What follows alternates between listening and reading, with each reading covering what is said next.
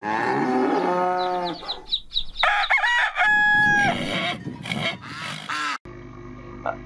you so much for joining us at Ukulima TV as we start with our first episode on the urban farming, and we'll be doing this every Tuesday, so always keep in touch every Tuesday as we will be looking at the urban farming in details.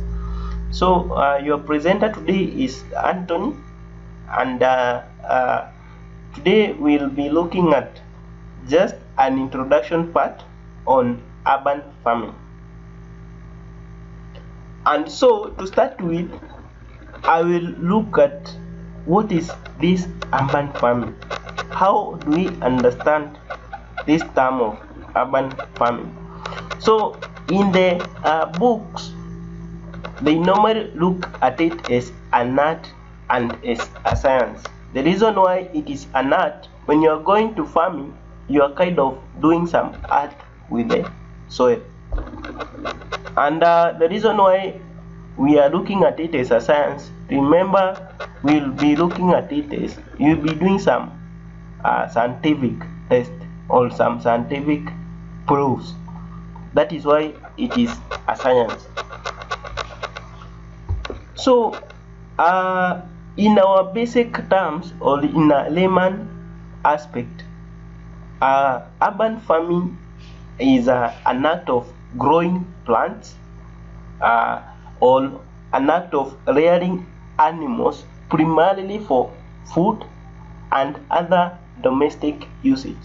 But then for the urban, we are looking at it in an urban setup or in a town setup, or we can talk of a city setup, or we can look at it being a city environment.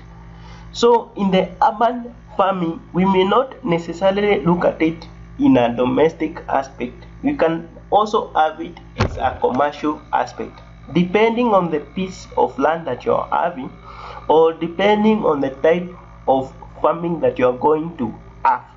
So we look at that in details, and the next phase that we look at is on what are the types of this urban farming. Remember, we have various types, so we look at these types. We have the backyard gardens, tactical gardens, greenhouses, rooftop gardens, aquaponics, greenhouses, vertical farms, animal husbandry, urban beekeeping, street landscaping, and we have several others.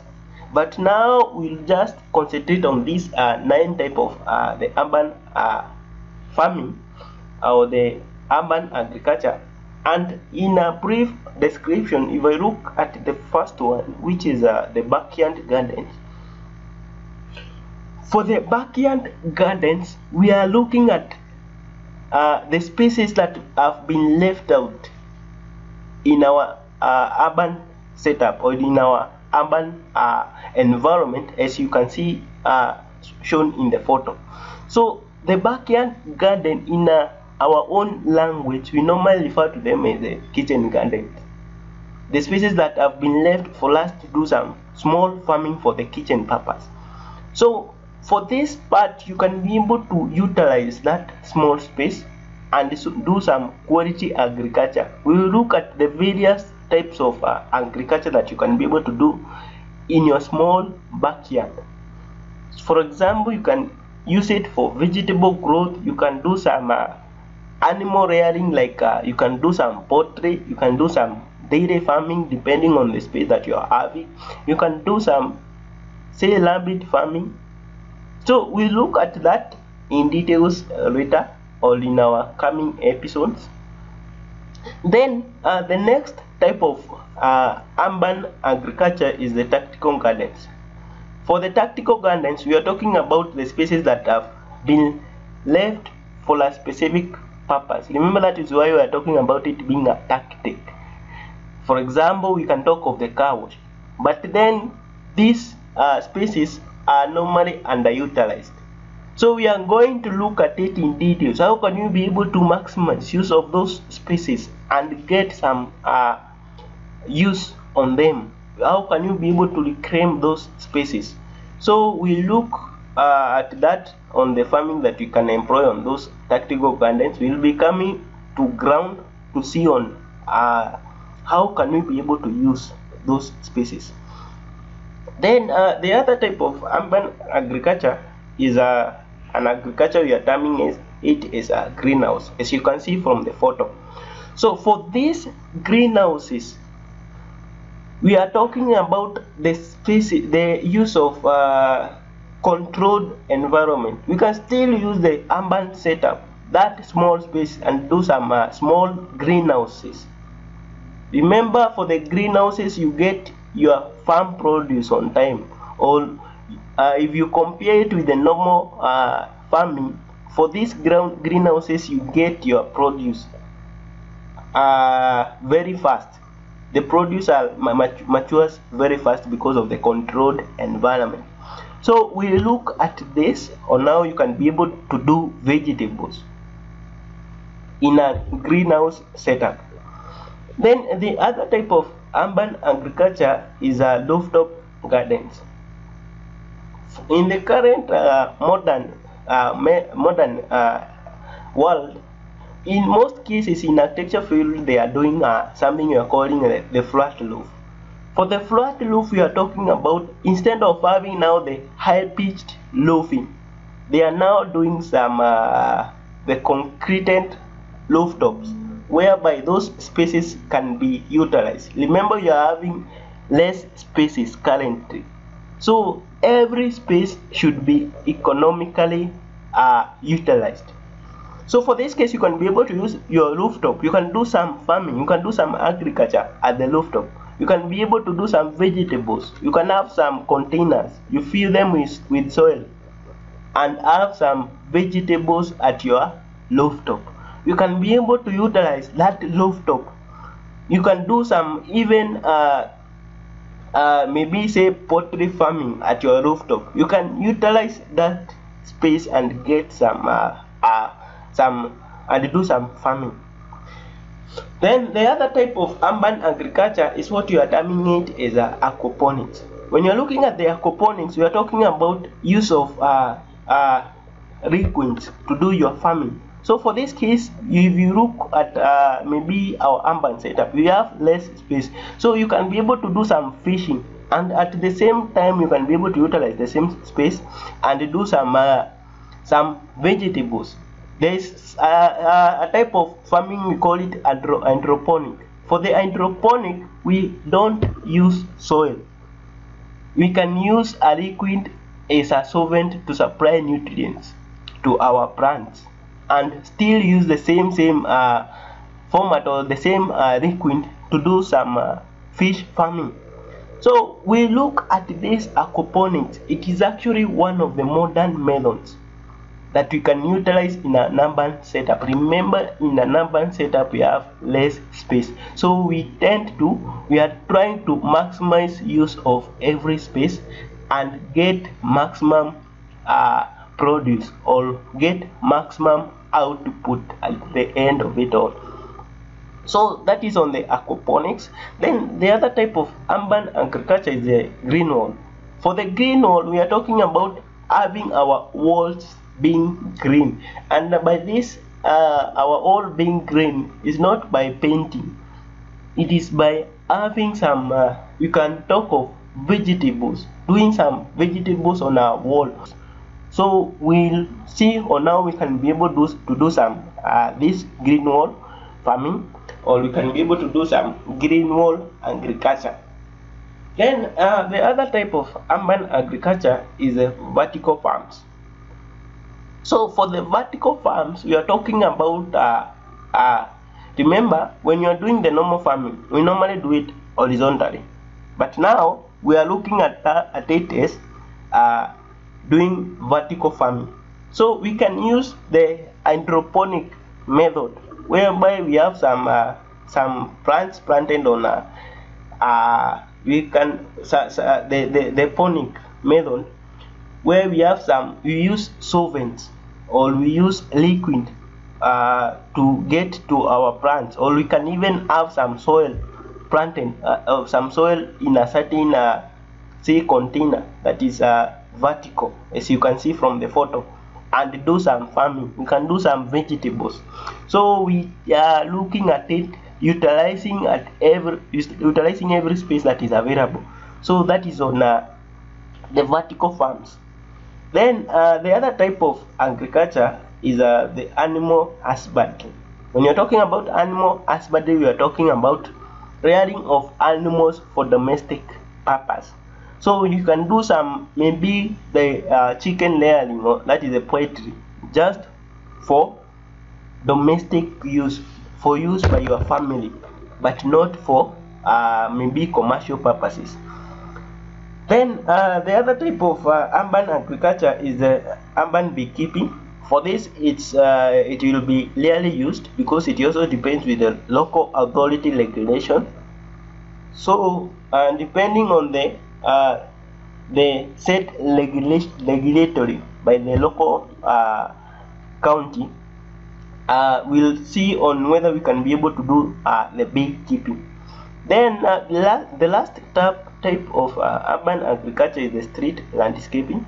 When you're talking about the street landscaping, you're talking about utilizing the spaces that are on the streets, or utilizing the spaces that are communally owned. So we'll look at maybe the spaces that have been left out. How can we be able to use them for urban agriculture? So those are the types of urban agriculture. We'll look at them in details.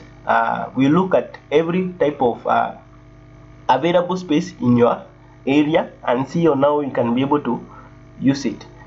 Then the other key part, and it is very important, we are looking at why do we have to have this urban agriculture? Why is it important? Why should we employ it in our current setup? What are the benefits of this urban agriculture, both to us and to the government at large?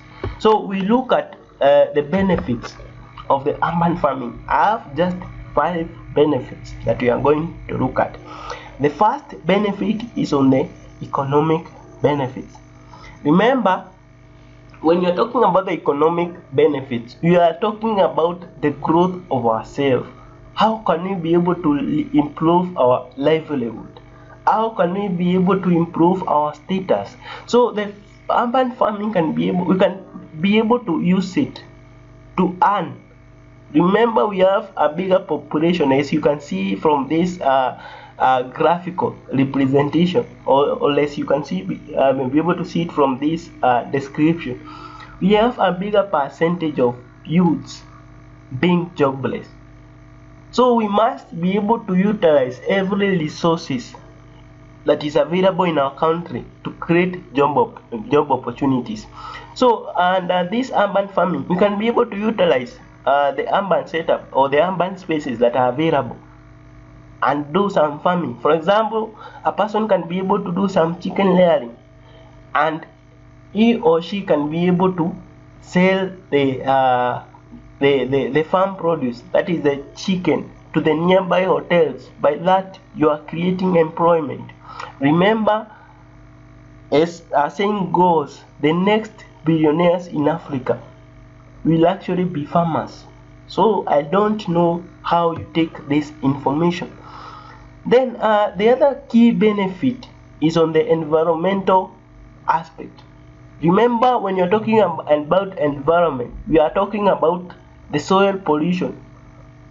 How can we be able to solve the soil pollution? How can we be able to solve the water pollution? So for these key benefits, when you're looking at maybe the aquaponics, and also when you're looking at the street landscaping type of urban farming, we are saying that it reduces the service stormwater runoff. You reduce the amount of water that goes into runoff. Then when you are looking at this urban farming, we'll kind of be encouraging use of organic farming. So we have reduced use of herbicides. We reduce the use of chemicals. So we'll also reduce the use of maybe the pesticides. Hence we reduce the soil pollution, we also reduce the water pollution. Then the other type of benefit, or the other key benefit, is on the social and the cultural benefits. When you're looking at the social and the cultural benefits, you are looking at how we have improved our livelihood, or we have improved our life through the aspect of doing the urban farming. When you have these people engaging, the youth engaging in business in our community, we are trying to create a social network. We are trying to boost their social aspects. When these people are going to do some street farming, that is utilizing the street landscaping type of urban farming, we are kind of building some community unison in a community. And when you are looking at the cultural benefits, by having that aspect of doing the light farming in our areas and utilizing the spaces, we are kind of doing some cultural aspect. You are maintaining our culture as African, or our culture as a Kenyan community. Then the other key benefits is on the education or the skill building, or we talk of the job training benefits. Remember, when you're looking at this urban farming, when you're doing the urban farming in your urban setup, we have our kids going to school, and with the government introducing the CBC type of education, remember this is a skill-based training where children are able to get some skills in schools as they learn. Remember, when you're doing this urban farming in your home, you'll kind of be doing some education to your kids, you'll be doing some skill-based training, and you, in the long run, you can also maybe have these children creating those job opportunities for them. So for the urban farming, we are looking at it as a long-term benefits. Then lastly, we look at it as an health and nutritional, and we also create a food accessibility. Remember, when you're talking about the health and the nutritional aspect, when you are growing those vegetables in your urban setup, you are getting fresh vegetables, not vegetables from fridge. By that, you are preventing yourself from other health hazards that are associated with fridge foods, that are associated with processed food. You are getting fresh vegetables. Then when you're looking at the food accessibility, remember, one of our country big four agenda is food security. We are looking at it as people can be able to get food. Remember, food is a basic need or a basic requirement for survival, for human survival. So by that aspect, every family can be able to access food. So that is it on the bit on introduction on urban farming. That was our first episode. So for our second episode, we'll now go into details, into deeper details on this type of urban farming, and see how now we can be able to do some vegetables, do some animal rearing in our urban setup. So don't miss in the coming episode from next week, Tuesday, here at Ukulima TV. So we are will be also be coming to your areas to see how now we can do quality farming or quality urban farming. We'll be having a team of experts. If it is the fish farming, we'll have an expert in the fish, and we'll see on how we can maximize your output. So thank you so much. Let's meet next time.